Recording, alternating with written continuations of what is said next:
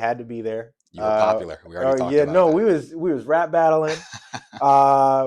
We had the cafeteria lit. I was the Schenectady High School mascot, the Patriot. Sheesh. I played lacrosse. I ran indoor track, and uh, it was amazing just because of all the diversity, and there was really like the fact that it was so cohesive, Mm, and it just offered us a lot of us an opportunity to have the conversations that our people are just having for the first time in our youth. And so it was just the fact that it was such a large high school, and there was so many different representation, that was really big. And then we're the Patriots. mm. So it's just like wherever if you went to Schenectady High School, you could say, you're the Patriot. And that's why I love Lincoln for people with high school. Like we the Patriots. Mm. So yeah, it was great. But what I will say, and like even now as mayor, as running for mayor, but as mayor, uh, the fact that our programs are so, another great word, disenfranchised, Mhm. and like the difference between how we fund our sports programs, especially for our youth, is basically on donations. And I'm sure other places that's how they similarly do it. But it at this point, it's a matter of necessity to have not just sports programs, but opportunities in language, for younger people, because this is like, it's just like, what is the youth program? And as someone who went to Schenectady High School, I just wanted more opportunities to publicly speak, to communicate, with my fellow students. And like when you like what students are going through now with like phones being banned in school, Mm. and in the hopes that communication, their communication skills can flourish. You really do have to set up environments for them to communicate, Mm. and to use those social skills and develop those social skills. And even when phones weren't a big thing, and like I'm weirdly old, where like I remember classrooms with no computers, and then I remember computers being everywhere. Mhm. And You're then, 28. yeah, no, so it's like, we need to not shy away from these things or just ban these things in the effort to get our students to communicate better. We literally need to incentivize them communicating, Mm. not punish them into communicating. It's Mm. very, yeah. Yeah. So you're running for mayor in Schenectady, Mhm. right? How corrupt is our political? How corrupt is politics or our system in general? It's at an all-time high of corruption, and so much of the corruption is, it just seems normal. And just how certain things, I mean, and it's corrupt. And why people don't talk about the level of corruption is because the people who are corrupt are constantly trying to get us to live in fear, and they would prefer us to, because when you live in fear, and when you're always afraid, you don't think about why your sidewalks look the way they do. You don't think about the potholes. The world feels like it's ending because they're always telling you it's ending. And when you finally get over the fact, like as a young person, I feel like, so we've lived through so many historical events, and the fact of the matter is, like, the world ended multiple times in our lifetime already, and the reality is we were still there after the world ended. So I come at it from, it's just like the world ended and we're rebuilding. Mm. What do you do? What are the basics to rebuilding a world after it ends that looks like sidewalks, that looks like roads? And the fact that other people don't concern themselves with that, because how the money gets to the roads, they're getting a piece of it. And a lot of people are more concerned with boosting administrative salaries, people sitting in offices, and each of those dollars could be going to real work, and it just doesn't. And it's because they benefit from a broken society, because the way that they engage with the rules and moral codes, and so many other things, is corrupt. And I mean, that's just, and then that's the worst aspect of it, and then some people they don't see it as corruption. They see it as they've earned it. Like oh I've served I've served this, I served that. So it's not only is it corrupt, there are some people who don't understand what they're engaging in, and it's very troublesome. But that's why being young is so impactful in this moment, because like so many people, their mentors, like their mentors just came to them and was like, no, this is not corruption. This is how we do things.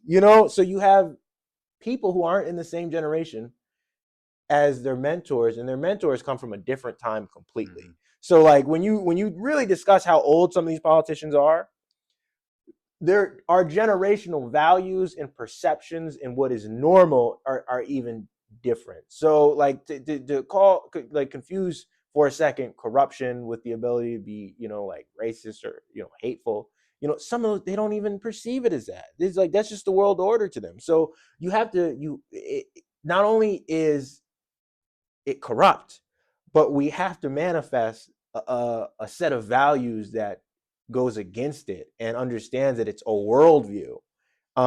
It's not just a system; it's the way they see the world. And as long as we are finding people who see the world differently and know how to verbalize the world they see and create art in the direction of that world that they want to see, it becomes competitive. Mm. And it really does. Mm. Hmm. So you're running for mayor in upstate New York. Hmm. Um, I was going to ask you if you think upstate New York politics is corrupt, but I feel like you already answered that, right? Hmm. So I'll say again, you're running for mayor in upstate New York. Why is it that when people get into politics, they have great ideas, but oftentimes when they get in office, they don't implement them? Because we're not dealing with the fundamentals first. Like, ideology is great. Your beliefs are great. Your ideas are great. And even why this campaign is reaching so many people is because we're starting with the basics first. We're talking about filling in potholes. We're talking about building, paving sidewalks. We're literally talking about paving paths. All right. We're talking about or The the basics, the, the the basics, bare minimum. the bare Yeah. minimum. So like all of those ideas, and it's like some people are so The um bare minimum that never gets executed, by the way, I might add. no, Oftentimes. like, and I've said on multiple interviews, anyone, you could run anywhere in this country on filling in potholes. It's a winning campaign. But how you get there is understanding how your area generates revenue, the sorts of financial agreements that they're in. And unless you're willing to start there and open up, and like genuinely, anyone who ask me how are you going to fund this or fund that, the base we start from the basics, that so many of these things are services, and you're getting price gouged by the people who are allowing to deliver the service. Mm. And when you put the service in the hand of the service provider, you have a much better local economy where dollars are circulating here. So I focus on the basics. Most of these people genuinely are just running on fantasy, ego, vanity projects. And it's like you like me running for mayor is so funny because there are people who are watching this, and they know this is just how I talk.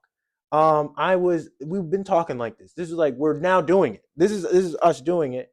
And yeah, yeah, yeah. Yeah. So do you think that it's ill actors, like they're going out there and saying, I'm going to do this, I'm going to do this, I'm going to do this, and then they knowingly know they're not going to do it and they don't deliver it? Or do you think that they just run into a system that is too hard to actually implement the things that they want to implement? Or do you think that, Mm.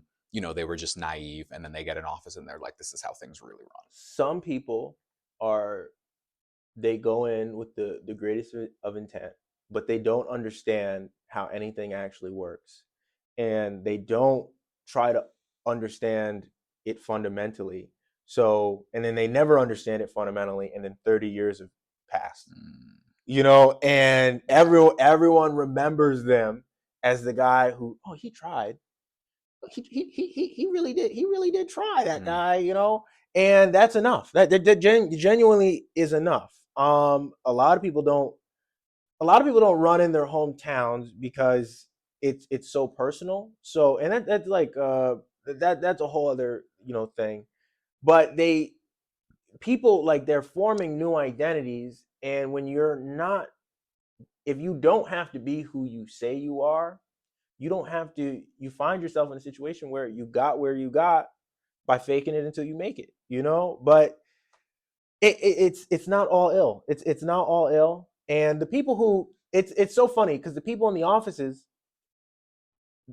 they're not even the people in charge. Like, and that's the big thing. Nobody knows. So many of the people who are in elected office are elections are historically at low turnout. Mm, You know, you're and they like it that way. And so it's the people. There are people who like you get swapped out one of these offices. Like I hear numbers like, oh, an assembly seat cost 150,000. You need to right, raise 150,000 to right, win an assembly seat. But that like they're talking about dollars, not oh well you need to work and you need to connect with your community to win this assembly seat. So it's the people who run are, yeah, I mean, they're like, if you focus on the politicians in the seat, you're not even trying to change anything. There are people who are not elected interesting, making decisions. right. And so you need to figure out how to converse with the people who are, they're accountable to no one. And you like, and that's why this campaign is receiving so much support, because we all are affected by the same, like the people I'm alluding to, like the way our grocery stores are set up, the way our we pay for energy. A lot of people are very angry at National Grid right now about what's going on with the record high prices.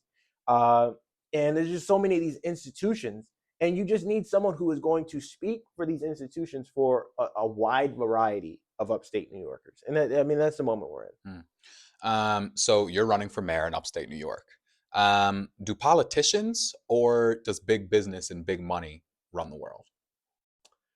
I mean, big business. Big business. They run the world.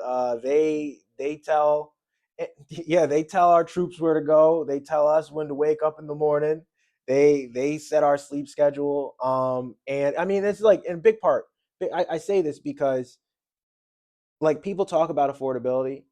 We genuinely need to reach affordability. People need to be getting paid more.